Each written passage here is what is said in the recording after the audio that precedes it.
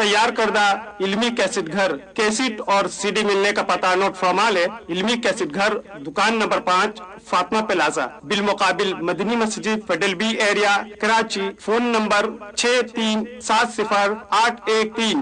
وحده والصلاة والسلام على من لا نبي بعده. الحمد لله وحده والصلاة والسلام على من لا نبي بعده. اللهم صل على سيدنا محمد عبدك ورسولك النبي. اللهم صل على سيدنا محمد وآله بقدر حسنه وكماله.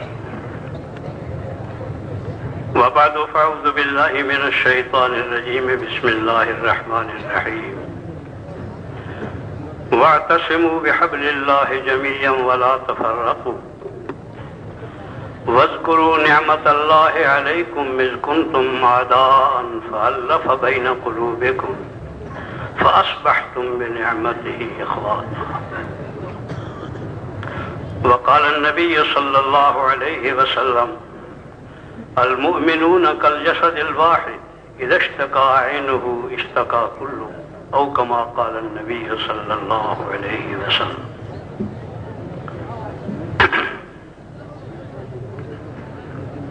قابل احترام بزرگوں، بھائی اور عزیزوں،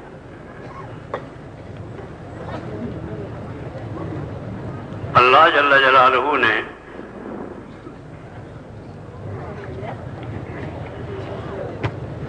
تمام انسانوں کو ایک ماں باپ سے پیدا کیا ہے. آدم علیہ نبینا علیہ الصلاۃ والسلام اور اماں جان حضرت حوا ہے.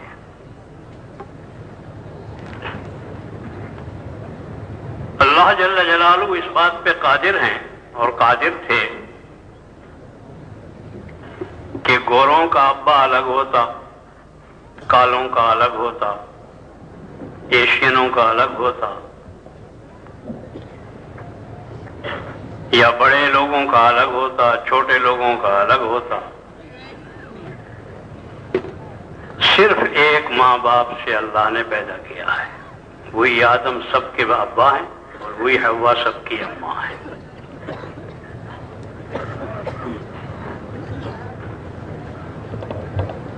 اللہ جل جلالہ یہ چاہتے ہیں کہ ایک باپ کی اولاد کی طرح آپس میں رہیں. جہاں کہیں ہوں ایک باپ کی اولاد کی طرح سے رہیں. اور یہ کوئی مصنوعی کوئی تصوراتی بات نہیں ہے، واقعاتی بات ہے کہ بھائی رشتہ ہے. اور شرفاء کے درمیان بہت مضبوط رشتہ ہے. یہ ایک باپ کے اور ایک ماں کی اولاد ہونا واقعی مضبوط رشتہ ہے. دوسرا رشتہ ایک اللہ ہونا اور ایک رسول ہونا بھی رشتہ ہے. اور حقیقتاً سب سے بڑا رشتہ یہ ہے، سب سے مضبوط رشتہ، سب سے پائیدار رشتہ، سب سے قابل احترام رشتہ، کبھی نہ ٹوٹنے والا رشتہ وہ یہ ہے کہ ہم سب کے سب جتنے بھی انسان ہیں ایک اللہ کے بندے ہیں. وہی ہمارا خالق ہے.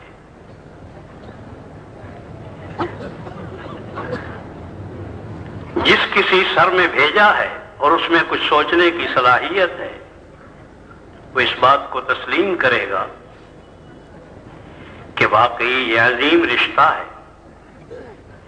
باپ، اس میں کوئی شبہ نہیں، ایک باپ کی اولاد ہونا بھی، میں جیسے پہلے عرض کیا ہے کہ مادی طور پر اور بہت قریب درجے پر سوچنے والے لوگ اس کو بہت ہی عظیم اور بڑا رشتہ سمجھتے ہیں. لیکن عظیم رشتہ اصل میں یہ ہے کہ اللہ ایک ہے، خالق ایک ہے، بنانے والا ایک ہے.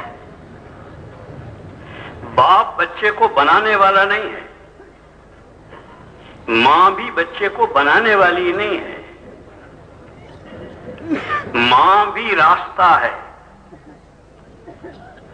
بچے کے آنے کا راستہ ہے دونوں، باپ بھی آنے کا راستہ ہے، بچہ اسی راستے سے آتا ہے، اور ماں بھی راستہ ہے، گزرگاہ ہے یہ۔ اگر گزرگاہ کوئی رشتہ ہے تو جو بنانے والا ہے وہ کتنا بڑا رشتہ ہے، وہ سب سے بڑا رشتہ ہے اور سب سے زیادہ قابل احترام رشتہ ہے۔ ہم ایک اللہ کے بندے ہیں اور وہ سارے انسان اس میں مشترک ہیں، سارے انسان مشترک ہیں اس میں۔ دوسرا رشتہ ہے ایک رسول ہونا، وہ اس امت کی خاص بات ہے، وہ اس امت کی خاص بات ہے۔ اس سے پہلے جو لوگ تھے، کوئی کسی نبی کی امت ہے، کوئی کسی نبی کی امت ہے، کوئی موسیٰ علیہ السلام کی، کوئی عیسیٰ علیہ السلام کی، اگرچہ وہ سارے جتنے بھی تھے حق پر تھے اور سب قابل تسلیم تھے اور سب پر ایمان لانے کا سب لوگوں کو حکم بھی تھا اسی بنا پر، لیکن بہرحال پھر بھی ایک صورت جتنی بھی ہلکی ہو، بالکل غیر مری قسم کی، کچھ نظر نہ آنے والی، کچھ نظر نہ آنے والی یا کچھ سمجھ میں نہ آنے والی کوئی تھوڑی سی علیحدگی، لیکن اس امت کے درمیان تو کوئی بات ہے نہیں۔ جس وقت سید الکونین صلی اللہ علیہ وسلم کی تشریف آوری ہو گئی، ختم نبوت کا کام سنبھال لیا، اس وقت سے لے کر اب تک اور قیامت تک جتنے بھی آنے والے انسان ہیں وہ صرف سید الکونین صلی اللہ علیہ وسلم کی امت ہے۔ امت کی دو قسمیں ہیں، ایک امت دعوت اور ایک امت اجابت۔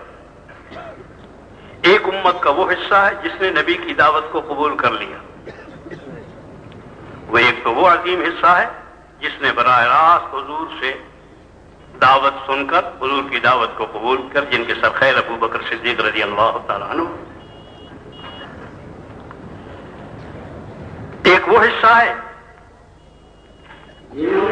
دعوت کو سننے والوں کو سن کر قبول کر لیا، وہ اس سے قریب والے ہیں، تابعین ہیں، اور اس سے قریب والے پھر تبع تابعین ہیں، لیکن ہے ساری کی ساری اس وقت سے لے کر قیامت تک آنے والی صرف حضور صلی اللہ علیہ وسلم کی امت ہے، کوئی الگ امت نہیں ہے۔ حضور ہی کی امت ہے، یا امت اجابت ہے، یا امت دعوت ہے۔ یہ وہ حصہ ہے جس نے قبول کر لیا ہے، اور ایک وہ حصہ ہے جس نے ابھی دعوت قبول نہیں کی، لیکن ہوئے حضور کی امت۔ جس نے قبول نہیں کیا اس نے وہ امت بنے سے خارج نہیں ہے، حضور ہی کی امت ہے۔ اور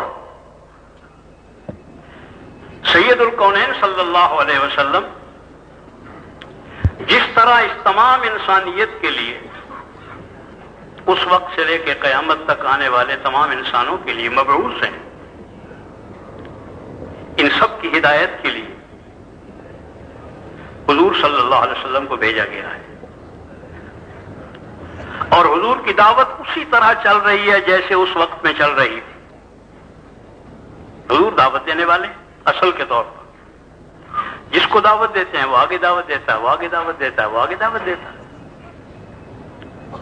بالکل بعین ہی اسی طرح سے وہ دعوت چل رہی ہے۔ نظام میں تبدیلی صرف اتنی آئی حضور کی آمد پر۔ پہلے یہ ہوتا تھا کہ نبی آیا، انہوں نے آ کے دعوت دی، اللہ نے انسانوں کو ہدایت نصیب فرمائی، نبی چلا گیا، دعوت چلی گئی، نبی بھی گیا، دعوت بھی گئی، ہدایت بھی گئی، پھر امت اب گمراہ ہو گئی، پھر نبی اور آ گیا۔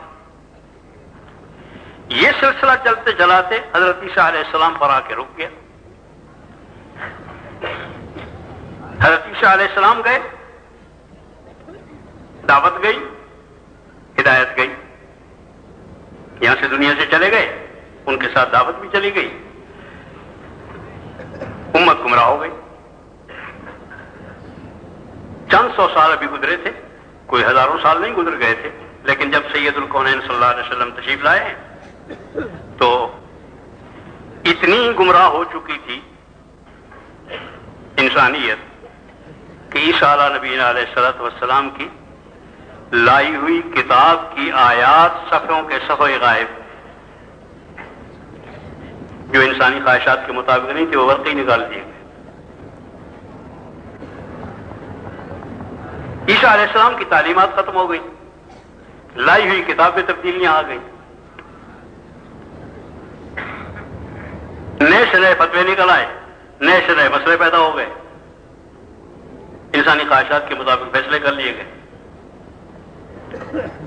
سید الکونین صلی اللہ علیہ وسلم نے آ کے منصب نبوت سنبھال لیا، اور یہ منصب صرف نبوت کا منصب نہیں بلکہ ختم نبوت کا منصب سنبھالا۔ اعلان ہو گیا کہ آج کے بعد یہ خاتم النبیین آ گئے ہیں، آج کے بعد کوئی نبی آنے والا نہیں، کوئی نبی نہیں آئے، نبی کوئی نہیں آئے گا، اور یہ نبی جو آئے ہیں یہ پھر ہمیشہ رہیں گے؟ نہیں، ہمیشہ نہیں رہیں گے، یہ پہلے انبیاء کی طرح سے چلے جائیں گے، جیسے پہلے انبیاء گئے ہیں یہ بھی جائیں گے۔ جب یہ چلے جائیں گے تو ان کے ساتھ اگر جیسے نبی کے ساتھ دعوت چلی جاتی رہی، اگر دعوت بھی چلی گئی، نبی گیا دعوت گئی اور نبی آنا نہیں ہے، تو ہدایت کا سبب تو دعوت ہے۔ جب نبی بھی گیا دعوت بھی گئی تو یہ تو امت گمراہ ہو جائے گی، اور گمراہی پھر قیامت تک رہے گی۔ کہا کہ نہیں، فیصلہ یہ ہوا ہے، اللہ جل جلالہ نے یہاں فیصلہ تبدیل کیا ہے جو سابق چلا آ رہا تھا، کہ نبی جاتا تھا دعوت بھی جاتی تھی، لیکن اب نبی جائے گا دعوت نہیں جائے گی، دعوت باقی رہے گی۔ پھر دعوت کو کون سنبھالے گا؟ انہوں نے کہا حضور ہی کی امت سنبھالے گی۔ جو کام دعوت کا سید الکونین صلی اللہ علیہ وسلم کر رہے تھے اور ان کے ساتھی کر رہے تھے،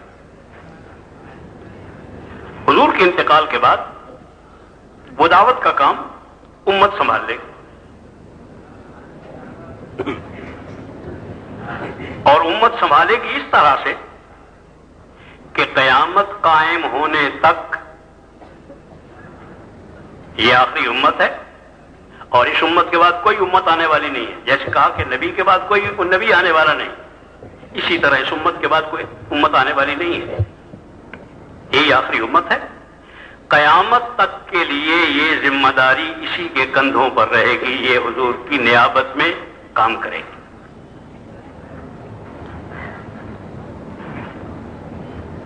اور جس وقت یہ دعوت کا کام کرے گی، جتنے بھی مشکل حالات، جتنے بھی مشکل حالات، جتنے بھی غلیظ ترین اور گندے حالات، لیکن اگر یہ امت دعوت کا کام کرے گی، اللہ جل جلالہ حالات کو تبدیل فرما دے گا۔ جیسے نبی کے آنے پر حالات تبدیل ہوتے ہیں، اور امت کا اور انسانیت کے حالات تبدیل ہوتے ہیں، زمین و آسمان کے حالات بھی تبدیل ہوتے ہیں، دریاؤں اور ہواؤں کے حالات بھی تبدیل ہوتے ہیں نبی کی آمد پر، اسی طرح جب امت دعوت کا کام کرے گی تو حالات تبدیل ہو جائیں گے، اور اس کا صرف لفظی اعلان نہیں کیا گیا بلکہ اس کے کھل کر اس کا نمونہ دکھلایا گیا، کھلا کھلا نمونہ دکھلایا گیا۔ سید الکونین صلی اللہ علیہ وسلم کے انتقال کے بعد، انتقال ہوتے ہی حادثہ پیش آیا، اور عظیم ترین حادثہ جس کا تصور بھی نہیں کیا جا سکتا ہے۔ ایک صرف عقل سے سوچنے والے آدمی نے ایک دن کہا تھا، کئی سال پہلے کی بات ہے، پڑھا لکھا قسم کا آدمی، مستشرق ہے، اس نے یہ کہا تھا کہیں ذکر آیا کہ حضور صلی اللہ علیہ وسلم کے انتقال کے بعد ادھر تو مانعین زکوٰۃ کھڑے ہو گئے جنہوں نے زکوٰۃ کا انکار کیا.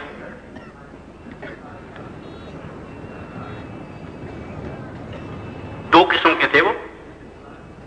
ایک تو بالکل بھی زکوٰۃ کا ہی انکار کر رہے تھے اور ایک وہ تھے جو یہ کہتے تھے کہ جس طرح ہم زکوٰۃ ادا کیا کرتے تھے کہ ساری زکوٰۃ حضور کے یہاں اکٹھی ہو جائے, حضور ہی آ کے تقسیم کر دیں, ہم خود تقسیم کر لیا کریں. جو سنت طریقہ حضور کا اجتماعی انداز پر زکوٰۃ کو تقسیم کرنے کا تھا وہ نہیں کرنے کے, اس لیے کہ نبی کی ذات الگ بات تھی. باقی اب ہم وہ بھی آدمی ہماری طرح کے, ہم خود ہی تقسیم کر لیں گے.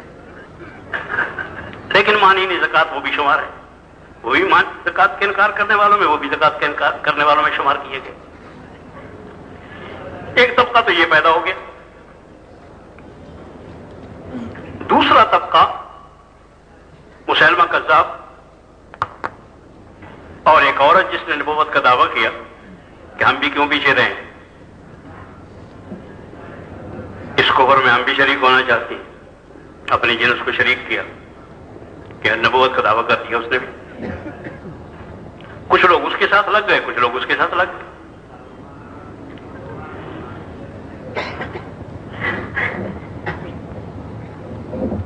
اتنے حالات خراب ہوئے. جو بات کہنے لگا تھا وہ جس وقت یہ حالات سنے تو مستشرق کہنے لگا کہ بھائی میں نے اس نبی کی سیرت پڑھی ہے, اتنے مضبوط کردار کا نبی اور اتنے بلند اخلاق کا نبی اور اتنی بین الاقوامی انداز کی تعلیمات رکھنے والا نبی, اس کی امت میں اتنا جلدی اتنا ایسا تغیر, یہ میری سمجھ میں نہیں آتا کہ یہ کوئی تاریخی غلطی ہے. یہ کوئی تاریخی غلطی ہو سکتی ہے, واقعاتی بات نہیں ہو سکتی. یعنی ایسا حادثہ پیش آیا کہ جس کو سوچا نہیں جا سکتا, صرف عقل سے آدمی سوچ نہیں سکتا. لیکن اللہ جل جلالہ نے یہ دکھلانا تھا کہ اتنا عظیم حادثہ اس وقت پیش آ گیا ہے کہ ایسا حادثہ شاید قیامت تک نہ پیش آئے. یعنی اتنا عظیم حادثہ بھی اگر پیش آ جائے اور امت اپنی دعوت پر ہو تو اللہ جل جلالہ ان حالات کو تبدیل فرما دے. اور یہ واقعہ ہے کہ حضرت ابو بکر صدیق رضی اللہ تعالیٰ عنہ نے خلیفہ بنتے ہی خلافت طے ہوئی, اور خلافت طے ہوتے ہی پہلا حکم یہ دیا کہ اسامہ کے لشکر کو روانہ کرو. حضرت اسامہ رضی اللہ تعالیٰ عنہ سید الکونین صلی اللہ علیہ وسلم کے منہ بولے بیٹے, حضرت زید کے بیٹے ہیں, نوجوان. ان کو انہوں نے حضور نے امیر بنایا, اور عمر جیسے آدمی ان کے عمارت میں مامورین ہیں. عمر جیسا عظیم آدمی, اور اس کو حضور صلی اللہ علیہ وسلم اس مرتب کر کے اس جماعت کو روانہ ہونے کو حکم دے دیا. حضرت اسامہ کا جو جھنڈا باندھا حضور نے اپنے ہاتھ سے باندھا تھا, اور اپنے ہاتھ سے اسامہ کے ہاتھ میں دیا کہ جاؤ فی امان اللہ, روانہ کر. یہ لشکر روانہ ہو گیا. دشمن کا ایک جانب سے خطرہ تھا, ان کی طرف سے خبریں آ رہی تھیں کہ وہ حملہ کرنے کی فکر میں ہیں. وہ لمبا قصہ ہے, اس طرف روانہ کر دیا. یہ مدینہ طیبہ سے نکلے اور بالکل 3 میل کے فاصلے پر احد کے قریب, وہاں پہلی منزل کی یہ عادت تھی اس زمانے میں, جو جماعت بھی نکلتی تھی یا جو لشکر بھی نکلتا تھا تو وہ قریب میں ایک پڑاؤ کرتا تھا سب سے پہلے, اس لیے کہ کوئی رہنے والا کوئی تاخیر ہو جانے کا وجہ سے اگر نہیں مل سکا ہے تو وہ آ کے رات کو مل جائے. لوگوں کی سہولت کے قریب کا پڑاؤ ہوتا تھا. تو قریب کے پڑاؤ میں جا کے آرام ٹھہر گئے. رات ہی کو سید الکونین صلی اللہ علیہ وسلم کی طبیعت بگڑ گئی. مرض نے شدت اختیار کر لی۔ حضرت اسامہ کی والدہ وہ حضور کی خدمت میں حاضر ہے حضرت اسامہ کی طرف سے، اور آ کر پیغام دیا کہ اسامہ سلام کہتا ہے، اور ان کی جماعت سلام کہتے ہیں اور درخواست کرتے ہیں کہ ہمیں ٹھہر جانے کی اجازت دے دیں، جس وقت آپ کی طبیعت سنبھل جائے گی ہم آگے نکل جائیں گے۔ اس وقت ہمیں بیماری کی شدت کی خبر پہنچ گئی ہے، اور شدت نہیں ہے، شدید ترین ہے بیماری، اور شدید ترین بیماری کی خبر سننے کے بعد ہمارے قدم آگے کو نہیں اٹھتے، اور بالکل ایک صحیح بنیاد پر، صحیح جو سچ کی بنیاد تھی کہ سید الکونین صلی اللہ علیہ وسلم کے ساتھ اسامہ اور ان کے لشکر سارے کا اس درجے کی محبت ہے کہ اس کو تعبیر اسی طرح کیا جا سکتا ہے کہ ہمارے قدم نہیں اٹھ سکتے ہیں آگے جانے پر، ہم قدم اٹھانا بھی چاہتے ہیں اور آپ کے حکم کی تعمیل میں قدم اٹھتے نہیں۔ ان کو واپس آنے کی اجازت دے دیں۔ اماں جان نے تو آ کے یہ کہا، اسامہ کی اماں جان نے پیغام یہ دیا کہ ہمیں اجازت دیجیے ہم واپس آ جائیں، انشاءاللہ جس وقت آپ کی طبیعت سمجھ جائے گی ہم نکل جائیں گے۔ اس پر سید الکونین صلی اللہ علیہ وسلم نے ارشاد فرمایا کہ واپس آنے کی اجازت نہیں ہے، وہیں ٹھہرے رہیں، جو روانہ ہو گیا وہ روانہ ہو گیا، وہ پیچھے نہ واپس نہ آئے، وہیں ٹھہرے، انتظار کریں، جب میری طبیعت سمجھ جائے چلے جانا، اس پر راضی ہو، وہیں رہے۔ یہ چونکہ لشکر بنایا موجود تھا، ابو بکر صدیق رضی اللہ تعالی نے کہا کہ سب سے پہلے اسامہ کے لشکر کو روانہ کر۔ اس پر اکابر صحابہ نے کہا کہ حضرت حالات تبدیل ہو گئے ہیں، جن حالات میں حضور نے اس لشکر کو روانہ کیا تھا وہ حالات کچھ اور تھے، اس وقت حالات کچھ اور ہیں، خطرناک ترین حالات ہیں، اس لیے کہ مرکزی قوت تو حضور کی ذات ہے، حضور کی ذات ہے، حضور کا انتقال ہو گیا،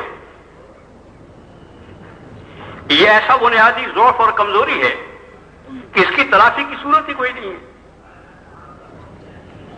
ہر طرف سے دشمن کی نگاہیں ہیں، دشمن کے حوصلے، جب ادھر کمزوری آتی ہے تو ادھر حوصلے بلند ہوتے ہیں، طبیعی چیز ہے، مشرق مغرب جنوب شمال سب کے حوصلے بلند ہو گئے ہیں، اس بنا پر مدینہ خطرے میں ہے، مرکز خطرے میں، ہم جانے خطرے میں، خلافت خطرے میں۔ اس وقت میں اتنے بڑے لشکر کو روانہ کر دینا اور اتنی بڑی صلاحیتوں کو عمر جیسے آدمی کو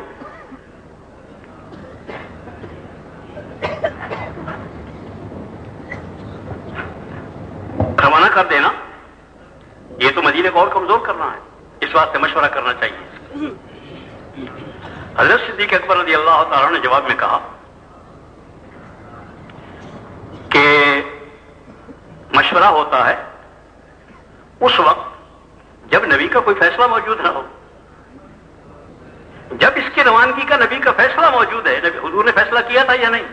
حضور نے فیصلہ تو کیا، جب نبی کا فیصلہ موجود ہے، مشورہ کرنے والے ہم کون ہوتے ہیں؟ نبی کا فیصلہ مشورہ ہے، نبی کے فیصلے کے بعد کسی کو مشورہ کرنے کا حق نہیں ہے، ناطق فیصلہ موجود ہے۔ یہ جواب ملنے کے بعد اس کا کوئی جواب نہیں تھا کسی کے پاس بھی۔ پھر یہ کہا گیا کہ اچھا پھر یہ کر لیا جائے کہ اسامہ کی بجائے امیر کوئی اور بنا لیا جائے،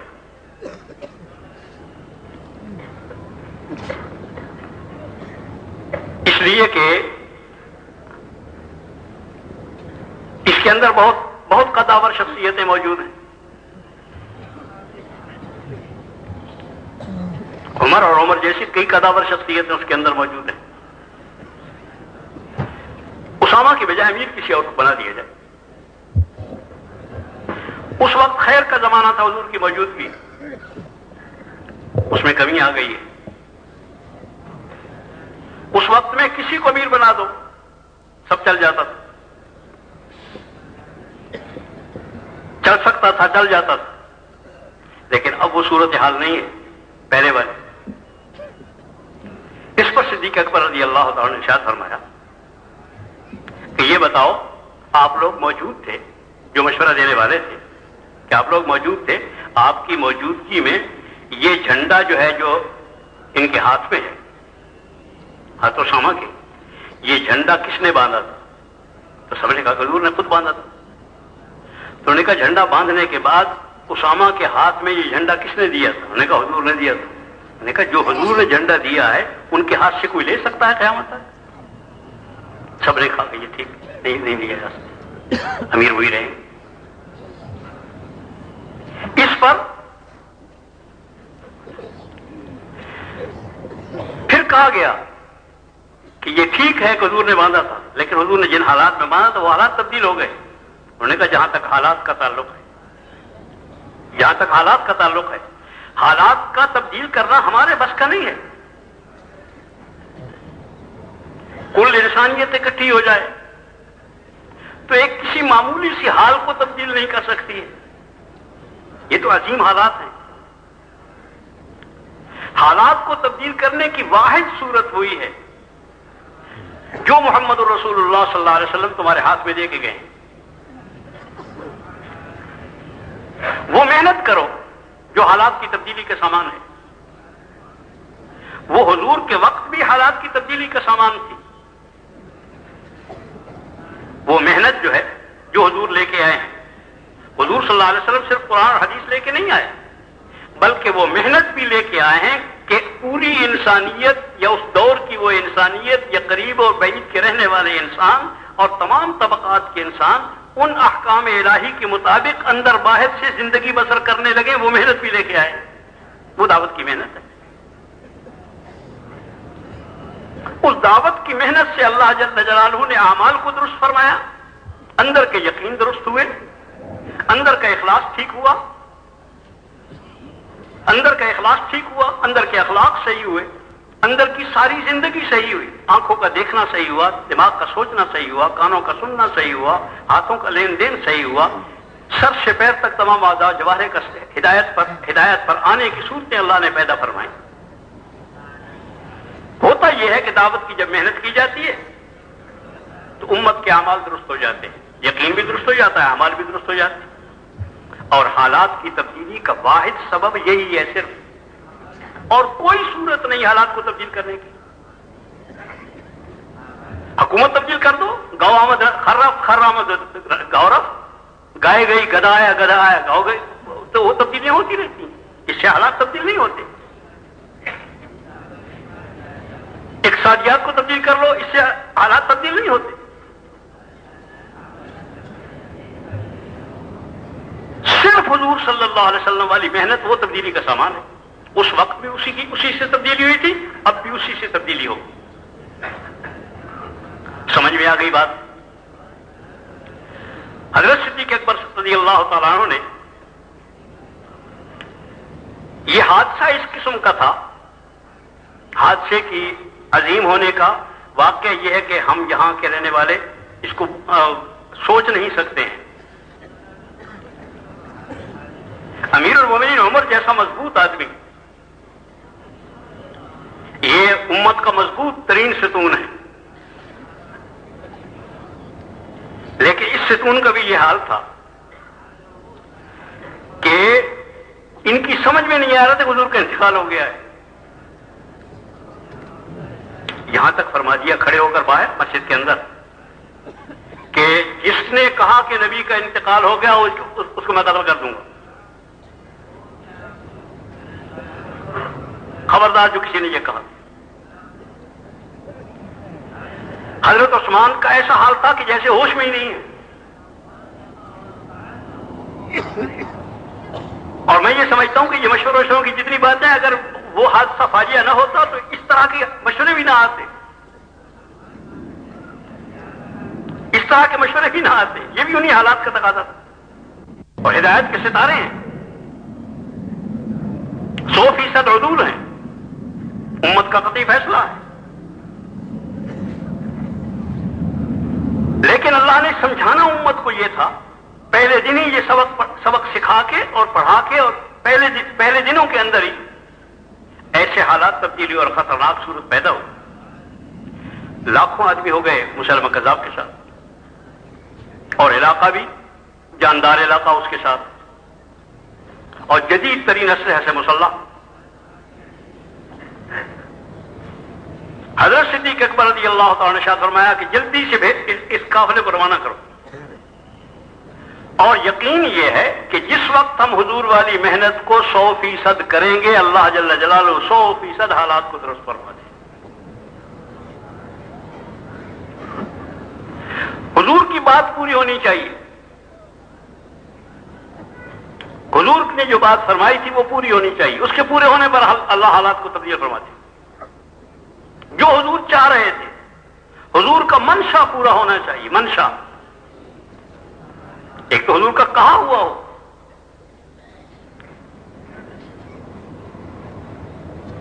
ذمہ بات آ گئی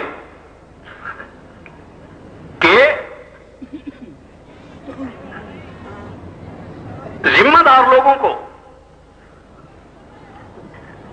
دار لوگوں کے زبان سے کہنے کا انتظار نہیں کرنا چاہیے.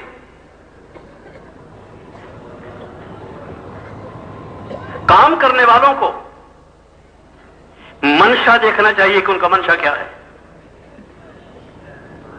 جو منشا اسے کر گزرے. بعض اوقات زبان سے کہنا مناسب نہیں ہوتا ان کا کچھ. سید الکونین صلی اللہ علیہ وسلم کے اپنے ذاتی واقعات ہیں. ایک منشا تھا حضور کا ایک موقع پر، اس کی تفصیل میں بھی نہیں جانا چاہتا، لیکن اس منشا پر کے مطابق کوئی عمل نہ ہوا. حضور نے اس پر تعصب کا اظہار فرمایا، افسوس کا اظہار کیا کہ تم میں کوئی رجل رشید نہیں تھا کہ اس میرے منشا کو پورا کر لیتا.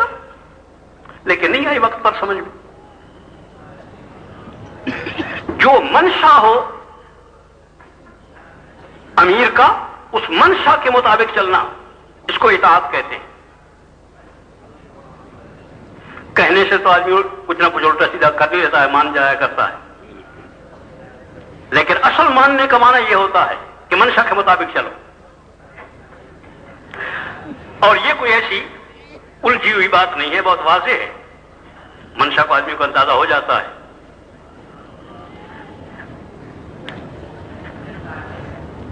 اور یہ منشا کی بات جو ہے، اس کا ظہور جو ہوا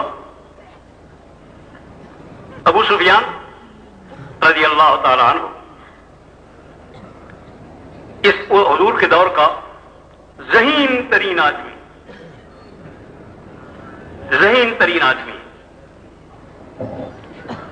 اور اس کا لقب تھا ابو الحرب، جنگ کا باپ. جدھر یہ ہو جنگ ادھر ہی، فتح ادھر ہی. نہایت بہادر آدمی اور نہایت ذہین آدمی.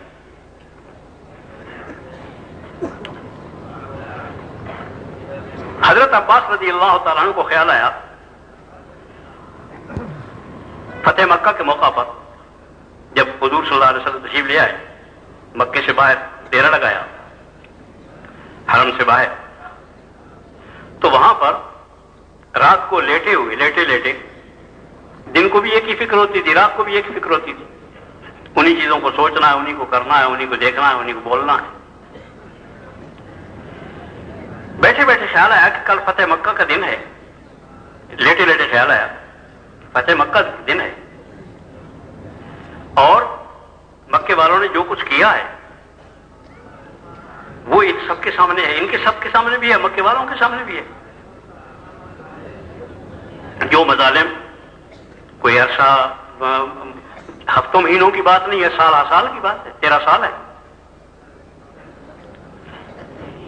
اس کی جوابی کارروائی جب شروع ہوگی تو سب سے پہلا قتل ہونے والا ابو سفیان ہونا چاہیے، اس لیے کہ سب سے زیادہ قتل اسی کی سر ہے. دشمنیاں بھی مکے کے دور کی، اور اس زمانے کے بائیکاٹ کے فیصلے، اور اس کے علاوہ جو کچھ کرتے رہے وہ الگ. بدر کے سارے خون انہی کے ساتھ، احد کے سارے خون انہی کے ساتھ، ساری حرکتیں انہی کی تھی. تو سب سے پہلے قتل ہونے والا تو ابو سفیان ہوگا. اور ابو سفیان اس میں کوئی شبہ نہیں ہے کہ مکے کی عظیم طاقت ہے، ایک ذہین ترین آدمی اور جنگ کا بالکل باپ ہے، یہ کسی طرح سے بچ جاتا اور امت مسلمہ کے کام آ جاتی یہ طاقت۔ اس سوچ میں کہتے ہیں کہ میں لوٹتا پوٹتا رہا اور اس کو سوچتا رہا کہ کیا ہونا چاہیے۔ خیال آیا کہ مجھے ہمت کرنی چاہیے اور ابو سفیان تک پہنچنا چاہیے اور ابو سفیان کو مکے سے نکال لانا چاہیے۔ سرداروں کے سوچنے کے انداز، سرداروں کے، یہ بھی سردار وہ بھی سردار، کہتے ہیں کہ مجھے جب یہ سوچ آئی تو طبیعت اطمینان کا راستہ تو ہے کہ ان کو لایا جائے، اس وقت محنت کی جائے۔ میں چلا جاتا ہوں اس کے دروازے پر کہ خدا کے واسطے آ جا، کسی طرح جی نہیں چاہتا کہ تو مر جائے اور موت کے سوا چارہ نہیں ہوتا، میں جی چاہتا کہ تو بچ جائے، لیکن ساتھ ہی مجھے خیال ہے کہ نکلوں کیسے یہاں سے، اس لیے کہ اس زمانے میں یہ تو نہیں تھا کہ فلاں جاسوس ہے یا فلاں جاسوس ہے یا فلاں سی آئی ڈی کا آدمی یا فلاں نگرانی پر ہے، وہ تو ہر آدمی نگران تھا، جو امت میں نگاہی باقی نہیں رہی ہے، غلط صحیح پر نگاہ رکھنے کی، غلط صحیح کا شعور ہی باقی نہیں رہا، بلکہ وہ تو اسی کا نتیجہ ہے اس گمراہی کا، جو سید الکونین صلی اللہ علیہ وسلم کا کھلا ارشاد ہے کہ جس وقت میں نیکی کی بات کہنا اور برائی سے روکنا چھوڑ دو گے، یہ امت جب نیکی کی بات کہنا اور برائی سے روکنا چھوڑ دے گی، وہی کی برکات سے محروم ہو جائے گی، وہی کی برکت سے محروم ہو جائے گی۔ وہی کی برکت، معروف، یہ حق ہے، یہ باطل ہے، یہ صحیح ہے، یہ غلط ہے، یہ اہم ہے، یہ غیر اہم ہے، یہ مقدم ہے، یہ مؤخر ہے، یہ صحیح ہے، یہ غلط ہے، یہ جائز ہے، یہ ناجائز ہے، یہ فرض ہے، یہ واجب ہے، یہ سنت ہے، یہ مستحب ہے، یہی وہی کی برکات ہے۔ جس وقت یہ نیکی کی بات کہنا برائی سے روکنا چھوڑ دے گی، دعوت کا کام چھوڑ دے گی، تو سب سے پہلا عذاب اس پر یہ نازل آئے گا کہ اسے حق و باطل میں تمیز باقی نہیں رہے گی کہ مقدم مؤخر کیا ہے، کس کو کرنا ہے، کس کو چھوڑنا ہے، اسی کی تمیز باقی نہیں رہے گی۔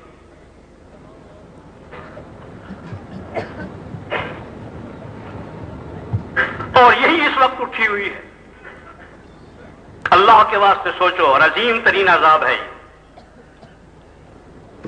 جس کو یہ پتہ نہ ہو،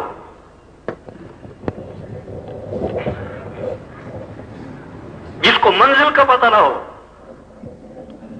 جہاں سے آیا ہے وہ پتہ نہ ہو،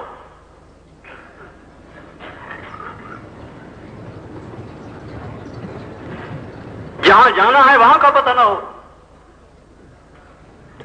راستے کا پتہ نہ ہو، کوئی چیز بھی اس کو پتہ نہیں ہے۔ مجھے واسطہ پڑا ایک حاجی صاحب سے مکہ معظمہ میں، بابی ابراہیم سے نکلا میں، آگے ایک آدمی پریشان کھڑا ہاتھ ہلاتا ہے، اس کے قریب بھی کوئی نہیں آتا، اپنے بیچارے سب کے کام ہوتے ہیں، تھکے ہوئے ہوتے ہیں، ہارے ہوتے ہیں، نکلے ہوئے۔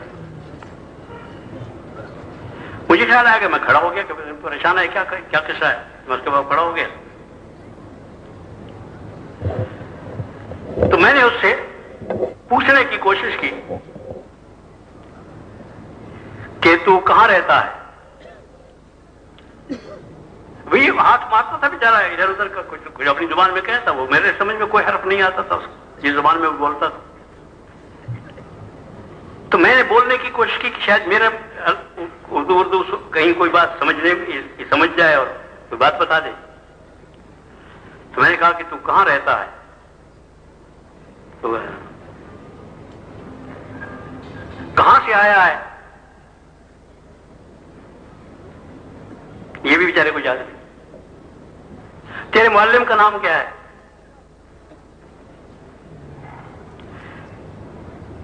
معلم کی تیرے پاس کوئی نشانی موجود ہے؟ کوئی پاس کو کاغذ کو کوئی چیز؟ اب اس آدمی سے زیادہ پریشان کون ہو سکتا ہے جس کو راستہ بھی معلوم نہ ہو، منزل معلوم نہ ہو،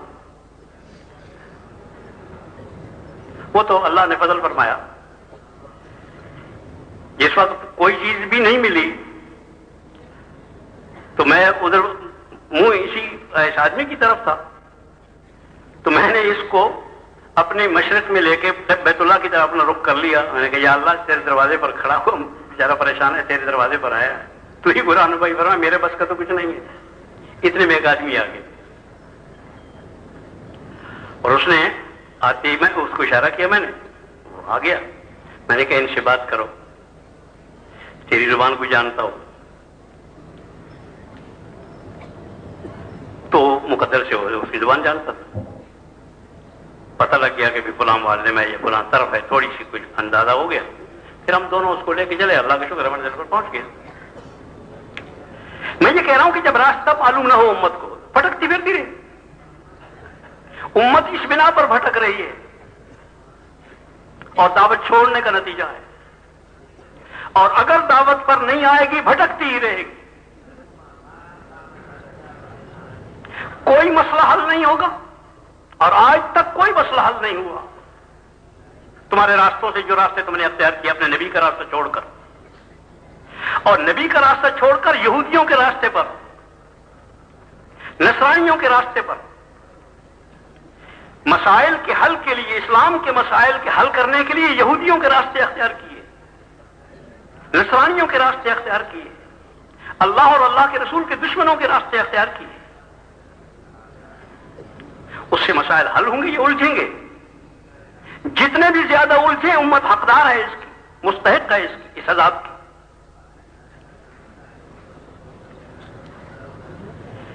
نبی کا راستہ چھوڑ کر، نبی کا راستہ چھوڑ کر ان کا راستہ اختیار کیا گیا کہ اس راستے سے حل نہیں ہوں گے، اس راستے سے حل ہوں گے. اس یقین کے ساتھ کہاں ایمان باقی رہتا ہے؟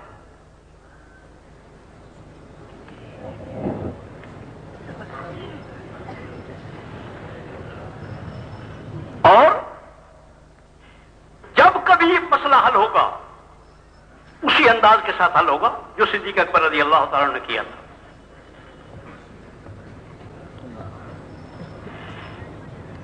اسامہ کا لشکر روانہ ہو گیا اور روانہ یوں کیا، ایک روایت ملتی ہے کہ سید ابو بکر صدیق رضی اللہ تعالیٰ عنہ نے ارشاد فرمایا، اسامہ کے لشکر کو ہدایات جو دی ہیں عظیم ہدایات اور شاندار ہدایات، اور امت کے ہر آدمی کو یاد رکھنے کے قابل ہے کہ دیکھو آج روانہ ہو جاؤ، لیکن آج روانہ ہونے کے باوجود یوں سمجھو کہ ہم اسی دن روانہ ہو گئے جس دن حضور نے روانہ کیا تھا.